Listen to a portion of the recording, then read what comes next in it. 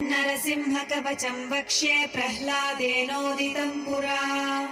सर्वरक्षाकरं पुण्यं सर्वोपद्रवनाशनम् सर्वसम्पत्करं चैव स्वर्गमोक्षप्रदायकम् ध्यात्वा नृसिंहं देवेशं हेमसिंहासनस्थितम् विवृतास्यं त्रिनयनं शरद इन्दुसमप्रभम्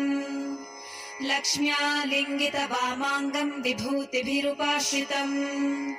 चतुर्भुजं कोमलाङ्गं स्वर्णकुण्डलशोभितम् श्रिया सुशोभितोरस्कं रत्नकेयूरमुद्रितम् तप्तकाञ्चन सङ्काशं पीतनिर्मलवाससम् इन्द्रादिसुरमौलिष्ठः स्फुरन्माणिक्यदीप्तिभिः विराजितपदद्वन्द्वं शङ्खचक्रादिहेतिभिः गरुत्मता च